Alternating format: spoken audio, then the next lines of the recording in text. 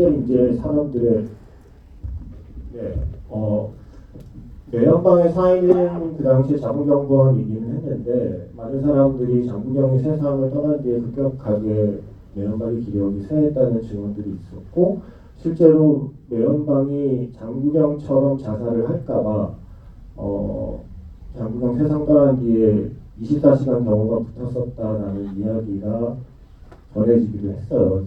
그리고 원래는 이 영화에 처음 매연방이 캐스팅되어 있고 이건 그 성룡의 증언입니다. 이 영화의 처음에 제작 성룡이 나오죠. 성룡의 증언에 의하면 매연방이 장구경을 안 하면 안 한다고 해서 선택의 여지 없이 장구경이라는 배우를 캐스팅해서 두 배우가 함께 출연하게 된 게 연지부라는 작품입니다. 그 생각을 하면서 그 생전의 모습들을 기억하면서 이 영화를 보면 사실 지금 보는 영화의 느낌과 완전히 다르긴 해요. 특히 매연방은 실제로도 영화 속에서도 거의 비현실의 캐릭터인데 실제로도 그 암으로 세상을 떠나기 직전에 굉장히 체력도 안 좋아 있고 할 때 그 공연을 고별 공연을 했어요. 그 해에 근데 웨딩드레스를 입고 내가 내 소원이었던 결혼이란 걸 못하고 가지만 나는 팬분들과 결혼하려고 웨딩드레스를 입고 투어 공연을 무슨 그런 이런 이야기가 있어요. 난 진짜 그래서 그 모든 극적인 사실들이 이 영화 속에 좀 연구 저장되어 있는 것 같다는 느낌도 받았어요. 물론 극 중의 장면에서는 오늘 할 얘기가 많지만. 그렇죠. 네. 네. 그래서 이 장구경 매연방 얘기에서 이제 서서히 영화 얘기로 들어가야 되는데 방금 얘기한 웨딩드레스가 생각나는데 매연방 영화가 3년 전인가 부산 영화제에 왔었어요. 그때 저는 사실 보지는 못했고 아직 보지 못했고 매연방 영화의 포스터만 봤는데 포스터가 두 종류인데 하나가 방금 말씀하신 마지막 공연에서 웨딩드레스 입은 모습을 재현한 게 하나의 포스터였고 또 하나의 포스터가 연지구더라고요. 연지구에서 그 처음 오프닝에 입술을 이렇게 무는 그게 또 하나의 포스터. 그러니까 매연방의 전기 영화를 개봉할 때 가장 상징적인 그 두 개의 컷이 하나가 마지막 고별 공연의 컷이었고 또 하나가 연지구의 장면이었다는 거죠. 그 정도로 매연방의 필모에서도 연지구는 매연방의 팬들에게도 잊지 못할 작품이기 때문에 그래서 아마 그 컷이 연지구의 컷이 그 포스로 쓰이지 않았나 싶어요. 그 감독 얘기를 살짝 드리면 광군문 감독 앞에 제일 처음에 영상 메시지 보셨죠? 광군문 감독님이 장구경이랑 한 살 차이가 돼요. 그러니까 지금 장구경이 살아 있었으면 광군문 감독 정도의 어쩌면 물론 그보다는 훨씬 더 여전히 예쁘시겠지만 방금 그 처음에 여러분이 보신 영상 메시지 속의 광군문 감독님이고 이게 아까 로미오와 줄리엣 이야기했는데 사실 이 영화 자체는 약간 로미오와 줄리엣의 예전에 약간 우리로 치면은 그 민담, 전설, 예전에 전설의 고향 같이 각종 나라마다 그런 민담이나 기담들이 있잖아요. 중국에서는 요제시라고 하는 그 유명한 기담집이 있는데 그 기담집에서 소재를 가져와서 만든 게 천녀유언이었고 그래서 처음에 이 영화를 기획할 때는 워낙에 중국인들이 좋아하는 이야기니까 또 귀신이 나오는 이야기로 뭔가 천녀유언스러운 장르 영화를 성룡 입장에서는 기대를 했나 봐요. 그런데 광군문 감독이 나는 그런 영화를 만들 마음이 없고 나의 귀신은 그냥 걸어다니면 좋겠다. 나는 지금 같은 연지구에서의 매연방에 보여지는 귀신의 형태가 담겨있는 사랑 영화를 만들고 싶은 거지 영화 속의 맨 끝에 영화 촬영 현장에 나오는 그런 식의 와이어 달고 하늘을 날고 하는 식의 귀신 영화를 만들 생각이 없다라는 광군문 감독의 생각이 있어서 여러분이 보신 지금의 형태로 만들어진 게 연지구입니다. 그래서 연지구의 이야기에 대해서 이 이야기는 처음 볼 때는 어떤 느낌이었어요? 그러면? 처음에는 그냥 되게 장구경 잘생겼다. 너무 충격적이네. 어떻게 너무 슬퍼. 굉장히 심플한 단상과 감상이었던 것 같아요. 그때는 그냥 비디오 테이프 빌려서 뭐 하루에 두세 개씩도 보고 뭐 주말에는 그랬을 때라.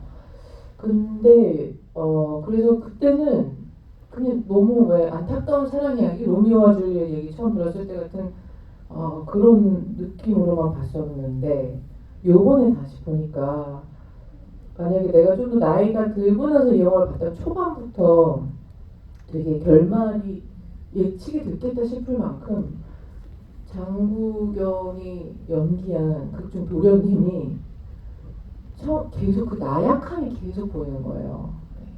너무 나약하고 막 그 특히 어떤 부분부터 급격하게 나약해지는 게 느껴졌냐면 이제 경극을 해서 생활을 이어나가겠다라는 꿈을 둘 다 근데 되게 나이브하잖아요. 여자는 여자대로 장국영은 장국영대로 나이브함이 있는데 저 경극 배우로 막 대성하는 보장이 없는데 그거를 또 업으로 생각하는 것부터 나이브한데 그걸 올라갈 때 뭐 저는 결연하고 내가 이거를 해내겠노라 하는 눈빛이 아니라 이게 맞나?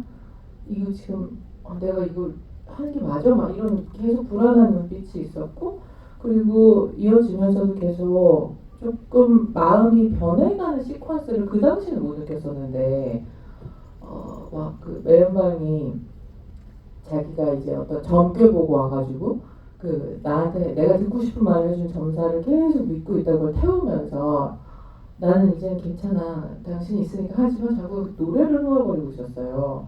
그런 장면에서 조금 이제 내가 그 마치 그 호칭 값을 하는 것이요 도련님으로서의 정체성을 놓지 못하고 있는 그 느낌이 있어가지고 이거는 어쩌면 매연방이 생각하는 그런 엔딩이 아니었을 수도 있겠다라는 거를 물론 보고 봐서 알겠지만 더 잘 보이고 놀랍게도 그거를 장국영은 사실 매연방은 기억 속의 역할로서만 등장을 해서 감정선이 길게 나온 적이 없잖아요. 그런데도 불구하고 보이더라고요.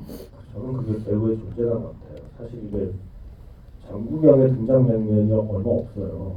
생각보다 이 영화는 사실 매연방 영화고 매연방 영화의 장국영은 조연으로 등장하는 영화인데 장국영은 자기가 등장하는 시퀀스 안에서 말로 설득해야 하는 게 아니라 자기의 존재감으로 관객을 설득해야 매연막이 왜 이 남자한테 이렇게까지 사랑에 빠지는지 이 남자를 50년이 지나서도 싶어하는지 그런 마음들을 관객이 이해를 하려면 순전히 이건 장국영의 배우의 존재감으로 그 시퀀스를 만들어내야 되는 거거든요. 근데 말씀하신 그 역할을 해내는 게 보였고 저도 말씀하신 그 장면이 있잖아요. 그러니까 매연방은 그 계속해서 초하루와 보름마다 보았던 점괘를 하나하나 확인하면서 자기 사랑을 스스로 약간 좀 확신을 가지려고 하잖아요. 우리는 인연이고 우리는 갈라설 수 없는 사이고 이 남자가 내 남자고 그런 확신을 스스로 계속 되새기는 동안 장국영을 노래하고 있는 그 시퀀스 같은 걸 보면 처음엔 나도 몰랐는데 지금 보면 두 사람의 사랑의 크기는 처음부터 달랐구나라는 게 약간 좀 보이는 거죠. 그 장국영은 어떤 의미에서는 그냥 뭐 일종의 허무주의자고, 예. 그러니까 그 캐릭터를 보자면 사랑이 좀 더 진심이었던 건 매연방이었는데 그렇게 서로 달랐던 사랑의 크기를 그때는 몰랐다는 것을 매연방은 눈치 못 채지만 영화를 보는 관객은 눈치채는 게 사실 이런 영화를 볼 때의 재미 중에 하나거든요. 주인공은 모르고 있는 걸 관객은 알 때 그걸 주인공은 모르는데 나는 알아버렸기 때문에 내가 주인공보다 먼저 가슴 아파지는 순간들이 이런 영화를 볼 때 재밌는 그런 장면들인데 오늘 보니까 그게 좀 보이더라고요. 맞아요. 그리고 그 장국영을 캐스팅해서 조금 오히려 장국영 연기에서 좀 속은 부분들이 좀 저한테는 많이 있었던 게 그게 멋있다라고만 계속 이제 보여지니까 지금 보면 그냥 그 극중 캐릭터는 정말 되게 못 믿어온 남자의 전형이었거든요. 네. 그리고 뭐 이게 계속 뭐 괜찮아 나만 믿어 하지만 전혀 이게 현실은 그렇게 되어 사실은 이 장국영 역할이 배우만 살짝 바뀌어도 보면 굉장히 나쁜 놈이 되기가 아니 그러니까 그냥 못 믿었고 매연방 사람 보는 눈 너무 없다. 네. 그리고 이제 최고의 장면 중에 하나는 이게 장국영이 해서 그렇지 지금 보니까 제가 거의 제가 누군가에게 고백하는 데 있어서 벌칙 같은 장면을 꼽는 게 왜 사람들 다 보는데 갑자기 폭죽 터뜨리고 널 사랑해 막 박에서 글자 내려오고 장국영이 아니라 다른 사람이 했다고 생각해보세요. 숨 막히지 않고 부담돼. 생각하면 식은땀이 이게 막 절로 나는데 와 장국영이 저런 거를 해주는 어떤 그렇게 보이잖아요. 이게 제가 알기로는 애초에 물망에 올랐던 배우 중에 한 명을 유덕화라고 들었거든요. 유덕화도 하면 유덕화는 뭔가 근데 좀 약간 나쁜 남자의 이미지는 더 있었을 것 같긴 해요. 거부하기 힘든 나쁜 남자의 이미지는 있었겠는데 장국영처럼 뭔가 저렇게 좀 내가 좀 보살펴주고 싶거나 보호해주고 싶은 이미지까지는 안 나왔겠죠, 유덕화는. 그리고 그러니까 그 못 믿어온 느낌이라는 게 이 배우 장국영 캐릭터가 그러니까 의문스러운 사람이라서가 아니라 되게 아이 같잖아요. 도련님이잖아요, 진짜. 네. 그래서 그냥 아무것도 모르는 그런 사람이 이라서 못 믿어온 그런 느낌. 너무 순수하고 그냥 진짜 그 버블 안에서만 살아온 그런 사람이 되다가 그때 좀 처음에 이제 등장하면서부터가 전형적인 그거는 좀 느껴졌어. 시대에서 왜 누구한테 반하는 거 할 때 날 이렇게 대한 여자 네가 처음이야 그죠. 느낌으로. 네. 그래서 나한테 이렇게 바짝 얼굴이 거의 굉장히 가글을 잘했다고 생각해서 진짜 이렇게 코가 닿을 것처럼 하고 초면부터 그 정도로 사실 상대 얼굴이 안 보이거든요. 그 상태로 노래를 막 부르고 그러면 뭐 되게 막 밀당하잖아요. 근데 그런 거에 그렇게까지 막 심장을 바칠 정도로 사랑에 빠지는 걸 보면 진짜 말 그대로 어떤 항상 매사가 쉬웠고 뭐 얼굴이나 재력이나 이런 것 때문에 여자에 있어서 특히나 쉬웠던 남자가 나한테 이런 거 처음이야 식으로 불같이 빠져버려서 그 부분이 되게 이제 소년 같아 보이는 저거 너무 빠르게 저 타오르는 어떤 색다른 종류의 도파민이었구나 이구나라는 게 보여서 그게 굉장히 불안해 보였었거든요.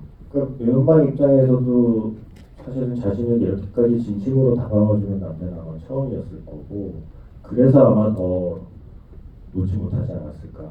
나를 이렇게 대한 여자는 네가 처음이기도 하지만 나를 이렇게까지 해준 남자도 네가 처음이야 라는 그래요? 느낌을 매연방을 받지 않았을까요? 저는 매연방이면서 나한테 이렇게까지 남자 많지만 너처럼 생긴 남자는 처음